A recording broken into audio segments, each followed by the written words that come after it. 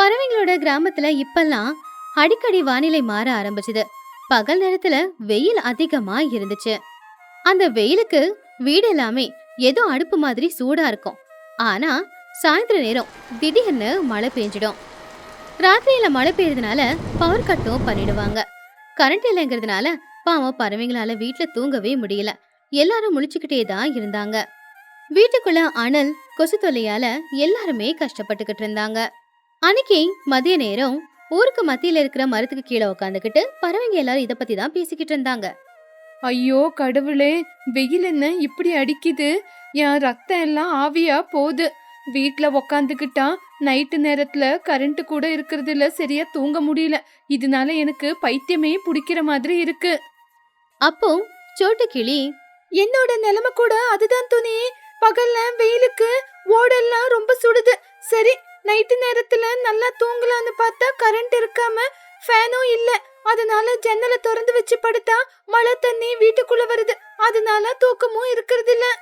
சிச்சு காக்கா கவலையா, ஆமாம் சோட்டு, நேத்து நைட்டு அடிக்கிற சூட்டுக்கு என்னோட பையன் சின்ன கூட தூங்கவே இல்ல. இந்த கிளைமேட் எப்ப சில்லுன்னு இருக்கும் எப்ப சூடா இருக்கும் அப்படின்னு புரிஞ்சுக்க முடியல. அதே நேரம் ஊருக்குள்ள இருக்கிற ஒரு மரத்துக்கு கீழே உட்காந்துக்கிட்டு சின்ன பசங்களான சின்ன காக்கா, பன்னு கிளி, புஜ்ஜி குருவி 3 பேருமே இத பத்தி தான் கவலையா பேசிக்கிட்டு இருந்தாங்க.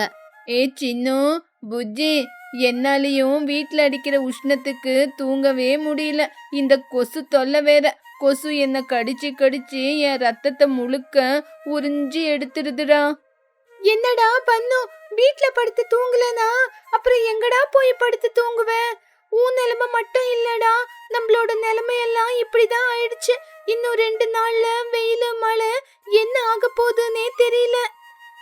அம்மாண்டோ பண்ணு, எங்க அம்மா நைட்டு முழுக்க விசிறியால எனக்கு விசிறிக்கிட்டே இருந்தாங்க. இந்த கரண்ட் எப்ப வருது எப்ப போகுதுன்னே தெரியல. பன்னு கிளி உற்சாகமா, அதுக்குதான் சின்ன, இன்னைக்கு எனக்கு ஒரு அற்புதமான ஐடியா வந்திருக்கு. நம்ம இனிமே வீட்டுக்குள்ள படுத்து தூங்குறதே வேண்டாம். நம்ம 3 பேரும் சேர்ந்து மொட்டை மாடியில படுத்து தூங்கலாம். அங்க ஆகாயத்தை பார்த்துக்கிட்டு நட்சத்திரத்தை பார்த்துக்கிட்டு சந்தோஷமா படுத்து தூங்கலாம். நல்ல சில்லுன்னு மொட்டை மாடியில தூங்கலாம். புஜ்ஜி குருவி கவலையா, என்னது மொட்டை மாடியிலயா?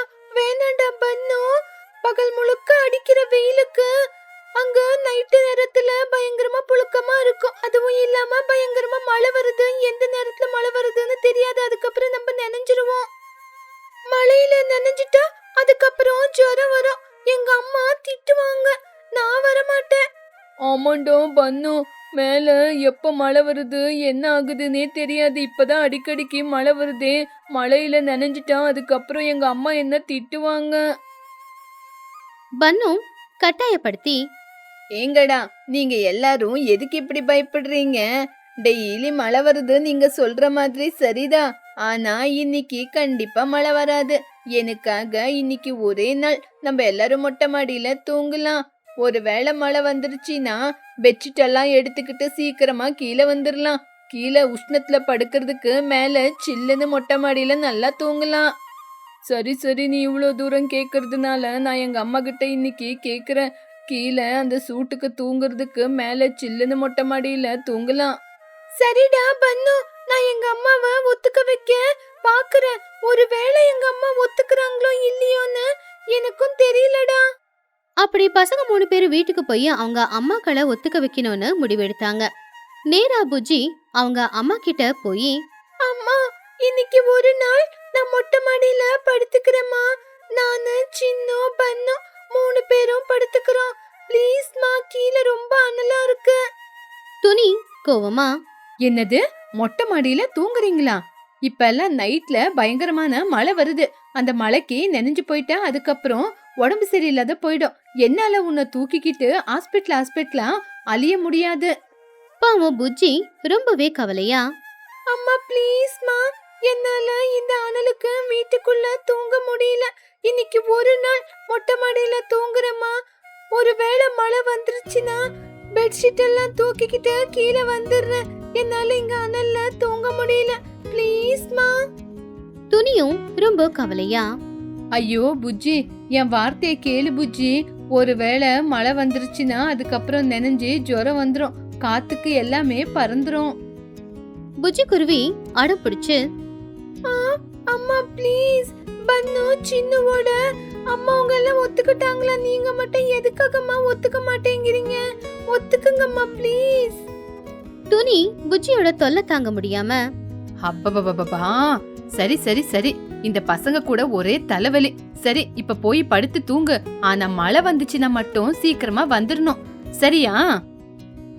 அப்படி புஜ்ஜி பன்னு சின்னு 3 பேருமே அவங்க அம்மாக்களை ஒத்துக்க வச்சு அன்னைக்கு மாடியில படுத்து தூங்குறதுக்கு பிளானையும் போட்டாங்க. ராத்திரி 10 மணி இருக்கும். அப்ப அவங்க 3 பேருமே அவங்க கட்டில எல்லாத்தையும் எடுத்துக்கிட்டு மாடிக்கு வந்து சேர்ந்தாங்க. அப்போ நல்லா சில்லுன்னு காத்து வீச ஆரம்பிச்சது. பன்னு மாடியில சந்தோஷமா படுத்துக்கிட்டு இருந்தான். பாத்தீங்களா, மொட்டை மாடியில எவ்வளவு சில்லுன்னு காத்து வருது.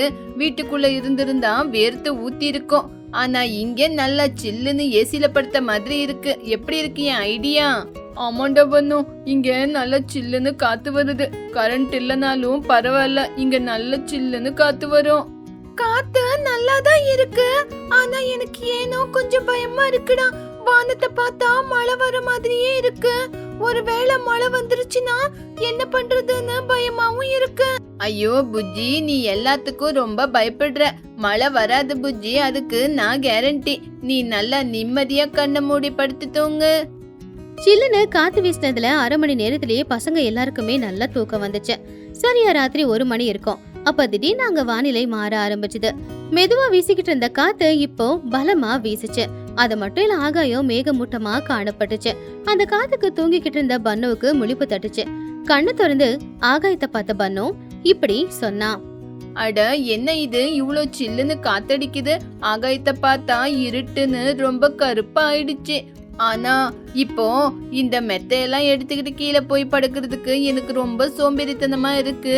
இருக்கட்டும், மழை வராது. 2 பெட்ஷீட் இருக்குல்ல, இந்த குளிருக்கு நல்லா போத்தி படுத்து தூங்குறேன். அப்படி பன்னு மேகங்கள் கருப்பா இருக்கிறத அலட்சியப்படுத்தி அந்த போர்வைய முகம் வரைக்கும் போத்திக்கிட்டு படுத்துட்டான். ஆனா சரியா ஒரு 1:15 மணி இருக்கும். அப்போ திடீர்னு இடி மின்னல் சத்தத்தோட பயங்கரமா மழை பெய்ய ஆரம்பிச்சது. அந்த மழை தூறல் விழுந்த உடனேயே புஜ்ஜி சின்னு 2 பேருமே எழுந்திருச்சாங்க. ஐயோ, மழை வருது. சின்னு, பன்னு, எந்திரிங்கடா, மழை வருது. மழைக்கு நம்மளோட பெட்ஷீட் எல்லாம் நனையுது. சீக்கிரமா எந்திரிங்க. சின்னும் உடனே எழுந்திருச்சு அவனுடைய பெட்ஷீட் எல்லாத்தையுமே எடுத்துக்கிட்டு, அட, எவ்வளவு ஜோரா மழை வருது. நான் முதல்லயே சொன்ன மழை வரும்னு. யாரும் என் பேச்சு கேட்கல. புஜ்ஜி பெட்ஷீட் எல்லாம் எடுத்துக்க, சீக்கிரமா கீழே போலாம். டேய் பன்னு, சீக்கிரமா எந்திரா, மழை வருது. பெட்ஷீட் எல்லாம் நனைஞ்சு போகுது. வாங்கடா, சீக்கிரமா ஓடலாம். அப்போ பன்னு எழுந்திருக்காம படுத்துக்கிட்டே, நான் வரமாட்டேன். எந்திரிச்சு வர எனக்கு ரொம்ப சோம்பேறித்தனமா இருக்கு. நான் இங்கே படுத்து தூங்க போறேன். வேணா நீங்க வேணா போங்க. சின்னு காக்கா கோவமா, டே பன்னு, உனக்கு என்ன பைத்தியமா? இந்த மழைக்கு நனைஞ்சிட்டா அதுக்கப்புறம் உனக்கு குளிர் ஜுரம் வந்துடும். சீக்கிரமா எந்திரிச்சிட்டு வாடா.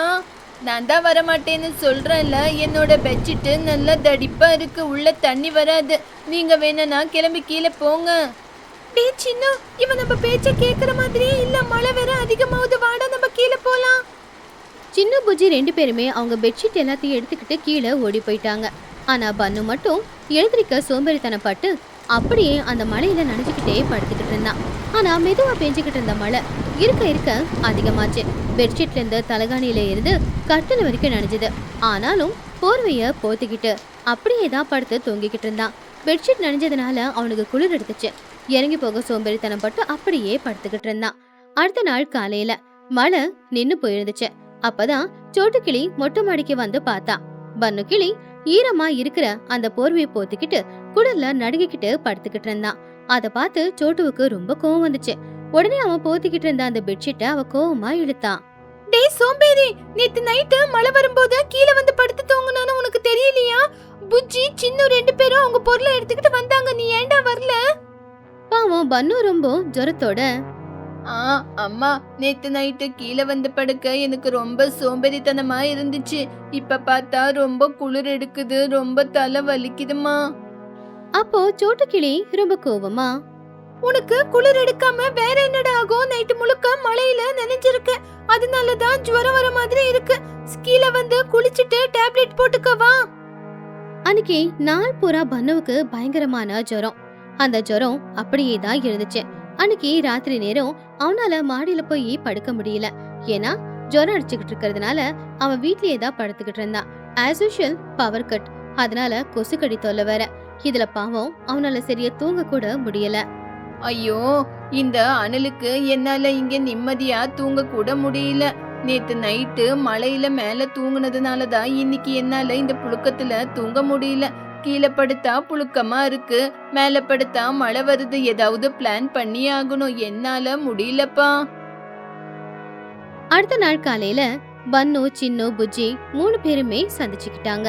ஏ சின்னு, இன்னைக்கு கூட நம்ம மொட்டை மாடியிலேயே படுத்து தூங்கலாம். கீழே படுத்தா ரொம்ப அனலா இருக்கு, தூக்கமே வரல. இந்த புழுக்கத்துக்கு அந்த மழை எவ்வளவோ பெட்டரு.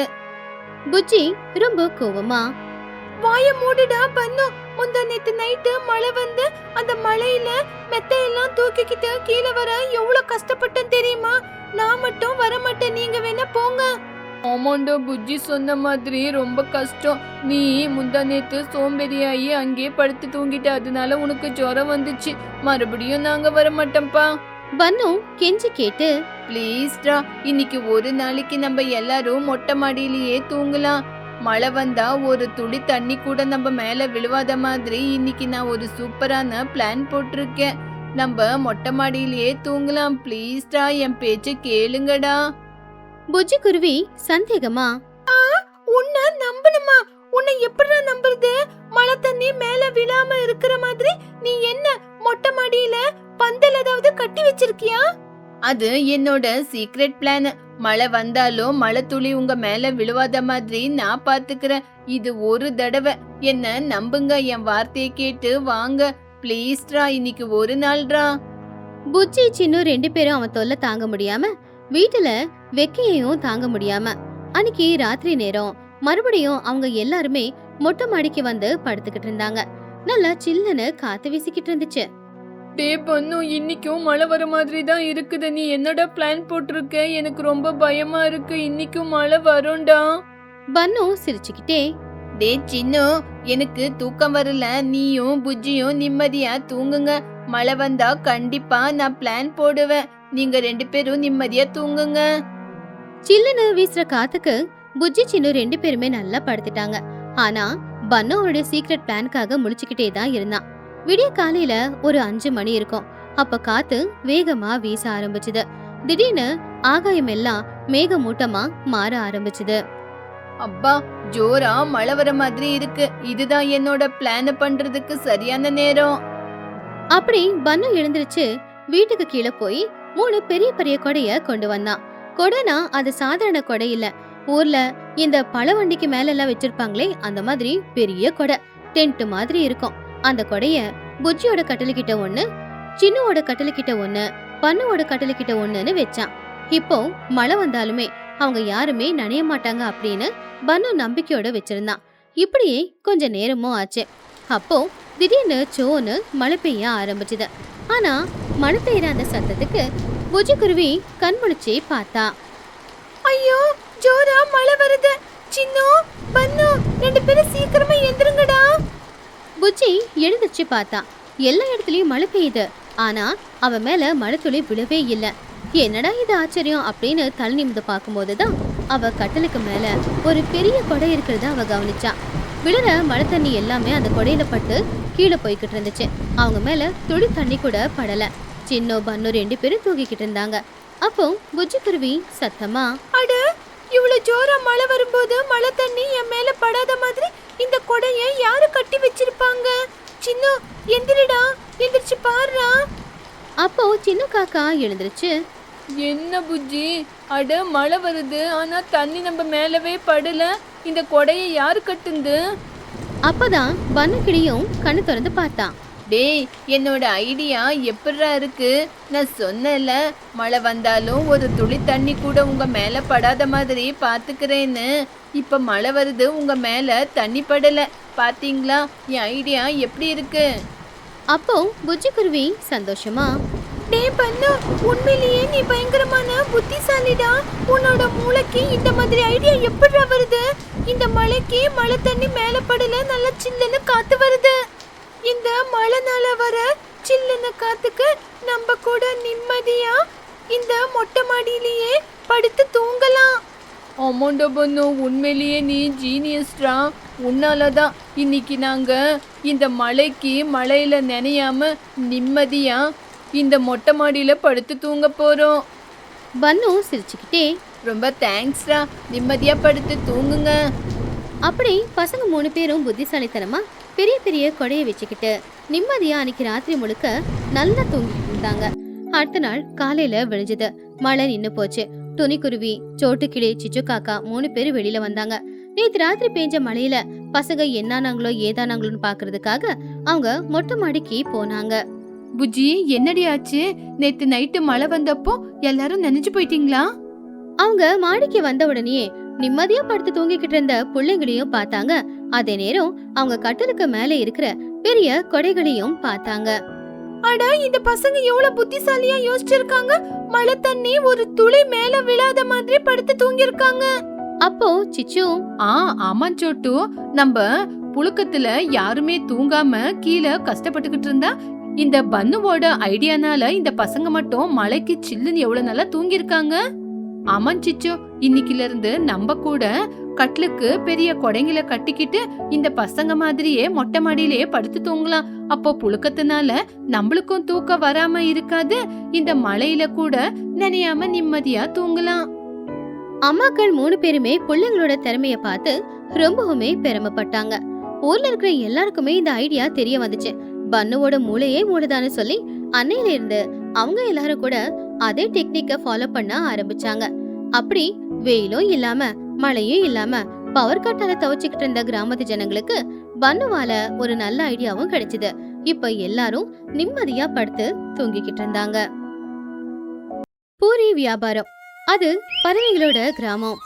அன்னைக்கு டிகிரி ஃபைனல் இயரோட ரிசல்ட் வரப்போற நாள் அப்படிங்கறதுனால ஊருக்கு மத்தியில இருக்கிற மரத்துக்கிட்ட சிச்சு காக்கா, துணிக்குருவி, சோட்டுக்கிளி எல்லாரும் ரொம்ப பதட்டமா நின்னுக்கிட்டு இருந்தாங்க. 3 பேருமே கொஞ்சம் பதட்டமாவும் கொஞ்சம் ஆர்வமாவும் இருந்தாங்க. அப்போ துணிக்குருவி, பாத்தியா சோட்டு, நாளைக்கு டிகிரியோட ரிசல்ட் வருது. எனக்கு எந்த விதமான பயமும் இல்ல. ஏன்னா என் பொண்ணு புஜ்ஜி ரொம்ப நல்லா படிக்குவா. காலையில 4 மணில இருந்து நைட்டு 12 மணி வரைக்கும் புத்தகத்தை கூட சண்டை போடுவா. இந்த தடவை டிகிரில என் பொண்ணு தான் காலேஜுக்கே முதல் இடத்துல வரப்போறா. அதுக்கப்புறம் பட்டணத்துக்கு போய் பெரிய பெரிய வேலையெல்லாம் செஞ்சு அவ லட்சக்கணக்குல பணத்தை சம்பாதிக்க போறா. அப்போ சோட்டுக்கிளி சிரிச்சுக்கிட்டே, உன் பொண்ணு படிப்புல அம்மாவா இருந்தா, என் பையன் படிப்புல அப்பா. அவன் நைட்டுல தூங்காம கூட படிச்சுக்கிட்டே இருந்தா. நைட்ல எப்பவுமே அவன் ரூம்ல லைட் எரிஞ்சுக்கிட்டே இருக்கும். நான் நைட்டு முழுக்க படிச்சுக்கிட்டே இருக்கானே அப்படின்னு அவனுக்கு பால் காய்ச்சி கொடுத்துக்கிட்டு இருந்தேன். என் பையனோட டிகிரி படிப்பு முடிஞ்ச உடனே அவனுக்கு நான் சூட்டு வாங்கி கொடுக்க போறேன். அந்த சூட்டை போட்டுக்கிட்டு அவன் சிட்டிக்கு வேலைக்கு போயிட்டு வர அழக பாக்குறதுக்கு அப்பப்பா என்னோட 2 கண்ணுகளும் பத்தாது. அத கேட்டு சிச்சு காக்கா, என்னங்கடி நீங்க 2 பேரும் உங்க பசங்களை பத்தி இவ்ளோ பெருமையா பேசுறீங்க?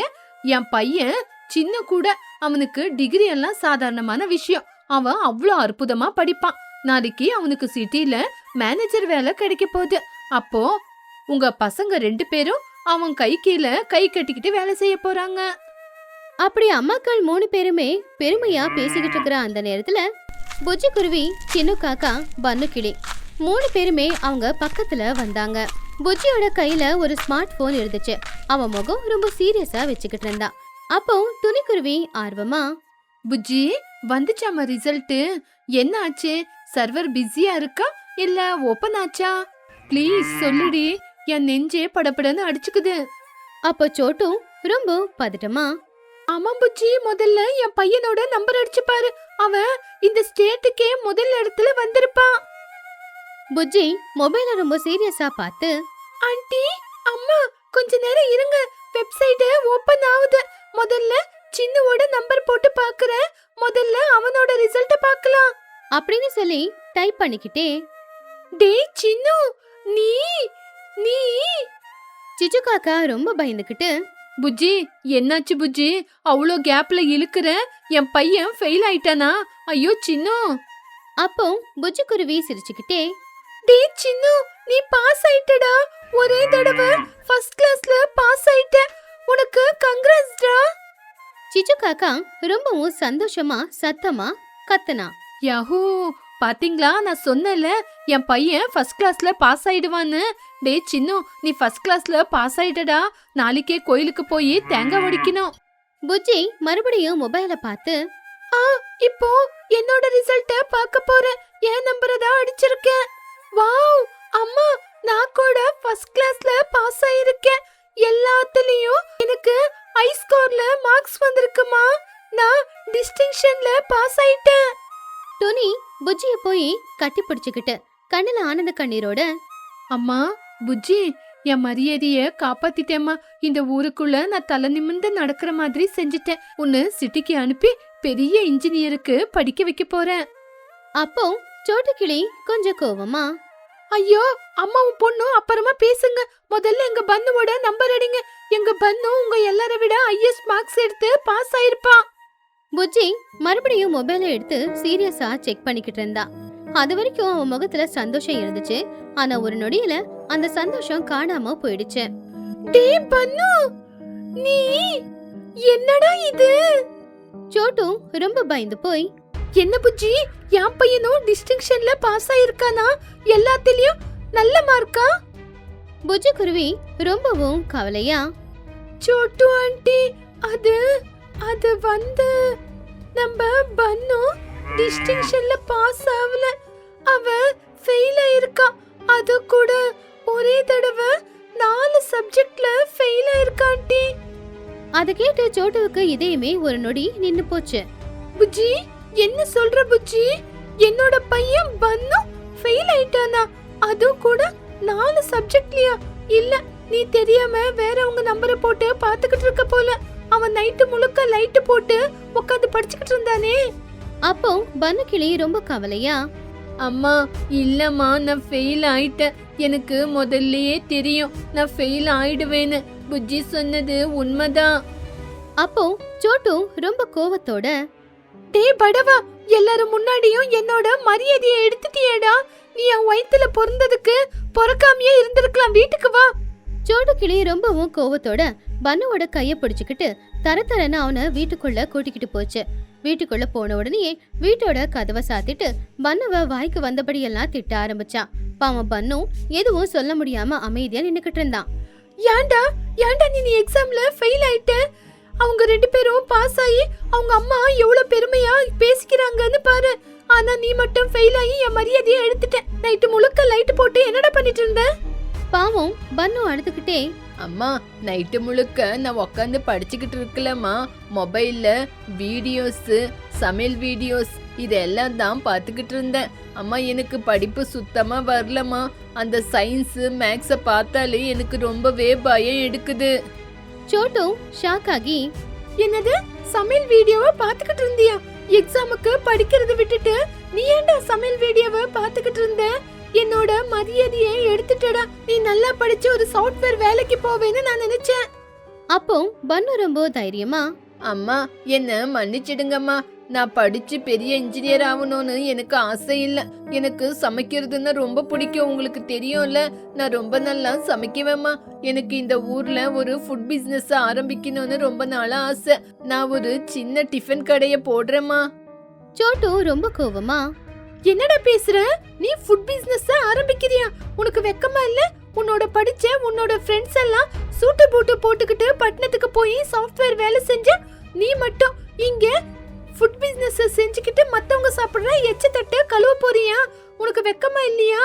நீ மறுபடியும் எக்ஸாம் எழுதி எக்ஸாம்ல பாஸ் ஆகி எல்லாரும் மாதிரியும் நீயும் பட்டணத்துக்கு சாஃப்ட்வேர் உத்தியோகம் செய்ய போனோம். சோட்டு சொன்னது கேட்டு பன்னுவோட மனசே உடைஞ்சு போச்சு. நான் எனக்கு பிடிச்ச வேலை செய்யலான்னு பார்த்தா எங்க அம்மாவுக்கு என்னால மரியாதை குறைச்சலா இருக்கா அப்படின்னு சொல்லி ரொம்பவும் கவலையா வீட்டை விட்டு வேகமா வெளியில வந்தான். ஊர் எல்லையில இருக்கிற ஆத்தங்கரையோரமா பாவம் பன்னு சோகமா உட்காந்துக்கிட்டு இருந்தான். பன்னுவை பத்தி கேள்விப்பட்டு புஜ்ஜி, சின்னு 2 பேருமே அவனை சமாதானப்படுத்துறதுக்காக அவனை தேடிக்கிட்டே வந்தாங்க. அப்போ ஆத்தங்கரையோரமா பன்னு உட்கார்ந்திருந்தத பார்த்தாங்க.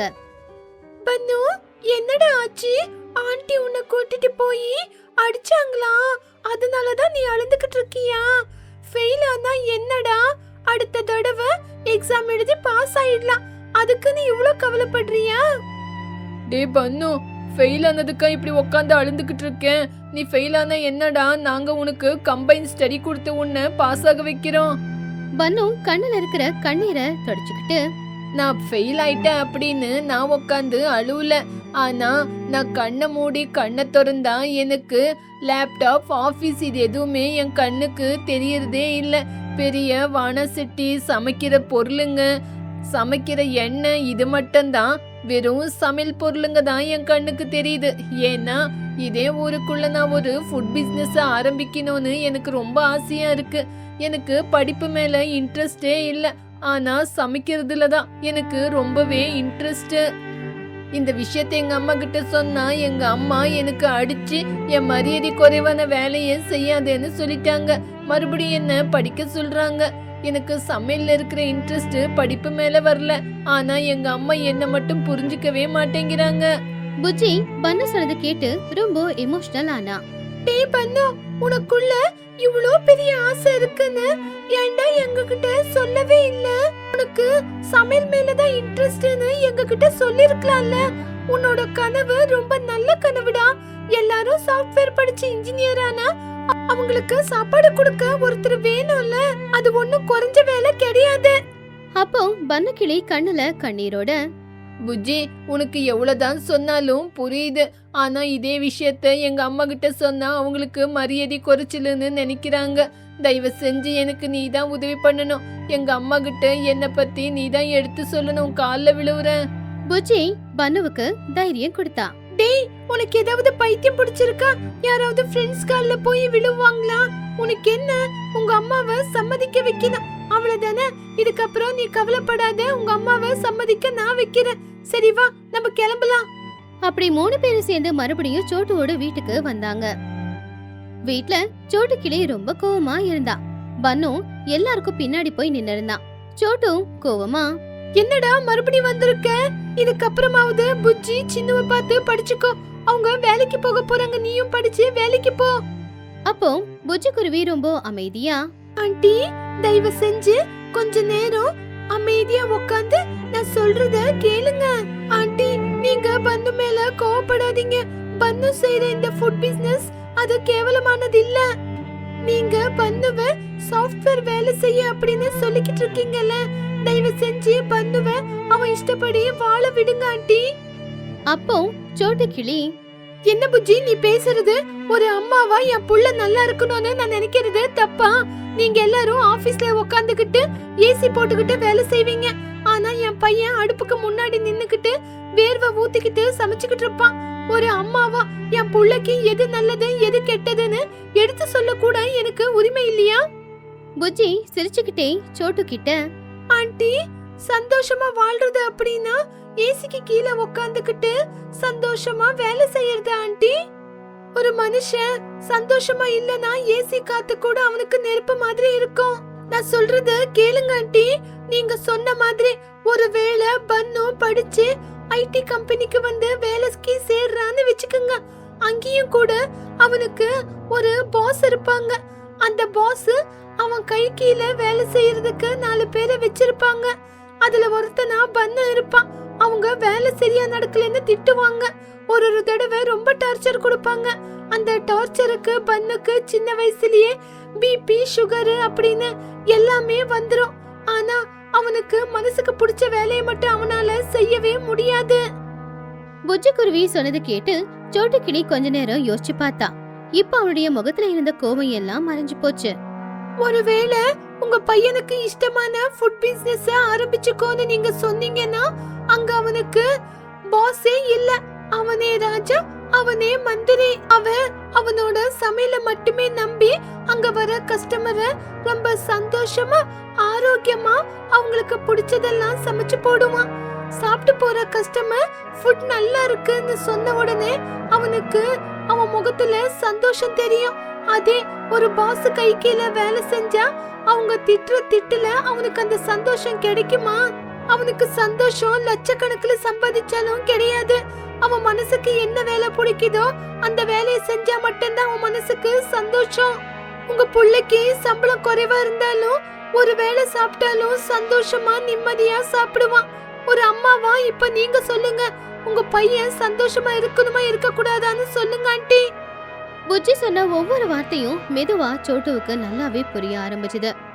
அந்த பெரிய பெரிய சாஃப்ட்வேர் வேலைக்கு பின்னாடி இருக்கிற பிரஷர் என்ன, பிடிச்ச வேலையை செய்யும்போது கிடைக்கிற சந்தோஷம் என்ன, இது எல்லாமே சோட்டுக்கிட்ட இப்பதான் புரிஞ்சுக்கிட்டா. உடனே சோட்டு அவனுடைய புள்ள பன்னு பக்கத்துல போய் நின்னு அவனை சமாதானப்படுத்தி இப்படி பேசினான். டேய் பன்னு, என்ன மன்னிச்சிடுறா. நான் இன்னொருத்தர் கூட போட்டி போட்டுக்கிட்டு அவங்க முன்னாடி என் மரியாதை அதிகமாகணும்னு உன் மனசுல இருக்கிற ஆசைய சாகடிச்சிட்டேன். ஆனா புஜ்ஜியோட வார்த்தையை கேட்டதுக்கு அப்புறம் இவ்வளவு நாளா என் பையன் மனசு நான் புரிஞ்சுக்காம போயிட்டேன்னு எனக்கு தெரிஞ்சிருச்சு. இதுக்கப்புறம் உன் மனசுக்கு என்ன பிடிக்குதோ அதே செய்ப்பா. நீ ஹோட்டல் பிசினஸ் ஆரம்பிக்கிறதுக்கு நான் உதவி செய்யறேன். இந்த அம்மா எப்பவுமே உன் கூட இருப்பேன். பன்னு சந்தோஷமா சிரிச்சுக்கிட்டே அவங்க அம்மாவை போய் கட்டி பிடிச்சுக்கிட்டான். அம்மா, தேங்க்யூ சோ மச் அம்மா. இந்த ஊருக்குள்ள உங்க மரியாதை போற மாதிரி என்னைக்கும் நான் நடந்துக்க மாட்டேன். நான் இந்த ஊருக்குள்ள பெரிய பிசினஸ் மேனா ஆய் காட்டுறேன். புஜ்ஜி, உனக்கு ரொம்ப நன்றி. உன்னாலதான் இன்னைக்கு நான் நினைச்சத சாதிக்க போறேன் புஜ்ஜி. அடுத்த நாள் காலையில பன்னு அவங்க அம்மாவோட உதவியால ஊருக்கு மத்தியில ஆள் நடமாட்டம் அதிகமா இருக்கிற இடத்துல ஒரு கடைய போட்டான். அந்த கடைக்கு பன்னு ஸ்பெஷல் பூரி சென்டர் அப்படின்னு ஒரு பேரையும் வச்சான். பன்னு கடையில உக்காந்துக்கிட்டு மாவு பிசைஞ்சு அழகா அதை திரட்டி எண்ணெயில போட்டு பூரிய சுட்டு எடுத்துக்கிட்டு இருந்தான். அதே மாதிரி பூரிக்கு ஒரு 4-5 வகையான சைட் டிஷ்ஷும் பண்ணி வச்சிருந்தான். அந்த மனம் ஊர்ல காத்துல எல்லாருடைய வீட்டுக்கும் போச்சு. அந்த பக்கமா வரவங்க போறவங்க எல்லாருமே கூட அந்த மனத்தை பார்த்து அவன் கடைக்கிட்ட வர ஆரம்பிச்சாங்க. அப்பதான் மெதுவா மகிக்கழகும் கூட அந்த பக்கமா வந்துகிட்டு இருந்துச்சு. லூசி, எங்க இருந்து இந்த சமைக்கிற வாசம் வருது? எனக்கு இந்த வாசத்துக்கே வாயில இருந்து எச்சில் ஊறுது. சரிவா போய் பார்க்கலாம். ஆமா, எனக்கும் இந்த ஸ்மெல்லுக்கு வயித்துக்குள்ள பசிய தூண்டி விடுற மாதிரியே இருக்கு. அதோ நம்ம சோட்டுவோட பையன் பன்னு தான் கடை வச்சிருக்கான். வாங்க போய் பார்க்கலாம். அப்படி அந்த மனத்துக்கு எல்லாருமே அட்ராக்ட் ஆகி பன்னுவோட கடைக்கிட்ட வந்தாங்க. பன்னுவுக்கு ஹெல்ப் பண்றதுக்காக கூடவே புஜ்ஜி குருவி சின்னவும் கூட அப்பதான் வந்து ஹெல்ப் பண்ணிக்கிட்டு இருந்தாங்க.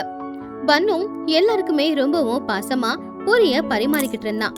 அப்போ மகிக்கழகு அந்த பூரிய சாப்பிட்டு பார்த்து, வாவ் பன்னு, நீ செஞ்சிருக்கிற இந்த பூரி சாகு சாப்பிடுறதுக்கு பயங்கரமா இருக்கு. என் லைஃப்ல இந்த மாதிரி ஒரு ருசிய சாப்பிட்டதே இல்ல. எனக்கு வீட்டுக்கும் 2 பார்சல் கட்டி கொடு. வாவ் பன்னு, எந்த பெரிய 5 ஸ்டார் ஹோட்டல்ல கூட இந்த மாதிரி ஒரு கை ருசி சமையல நாங்க சாப்பிட்டதே இல்ல. நாளைக்கும் நாங்க வருவோம். அப்படி எல்லாருமே பன்னு கிளிய பாராட்டி பூரிய சாப்பிட்டுட்டு அவனுக்கு பணத்தை கொடுத்துட்டு போய்கிட்டு இருந்தாங்க. பன்னு ரொம்பவும் பிஸியா இருந்தான். அப்பதான் தூரத்துல ஒரு மரத்துக்கு கீழே நின்னு சோட்டு கிளி பன்னு பிஸியா இருக்கிறத பார்த்து மனசுக்குள்ளேயே ரொம்பவும் சந்தோஷப்பட்டான். புஜ்ஜி சொன்னது உண்மைதான். என் பையன் முகத்துல இது வரைக்கும் இந்த மாதிரி ஒரு சந்தோஷத்தை நான் பார்த்ததே இல்ல. அவனோட சந்தோஷம் தான் எனக்கு ரொம்ப சந்தோஷம். அப்படி பன்னு கிளி டிகிரியில ஃபெயில் ஆனாலும் கூட அவனுக்கு ரொம்பவும் பிடிச்ச பூரி செஞ்சு விக்கிற வியாபாரத்தை ஆரம்பிச்சு கை நிறைய பணமும் சம்பாதிச்சு அவனுடைய அம்மாவையும் அவனுடைய குடும்பத்தையும் ரொம்ப நல்லபடியா பாத்துக்கிட்டான். இப்போ ஊர்ல அவன் ரொம்ப ஃபேமஸான சமையல்கார. இது சோட்டுவுக்கு பெருமைதான்.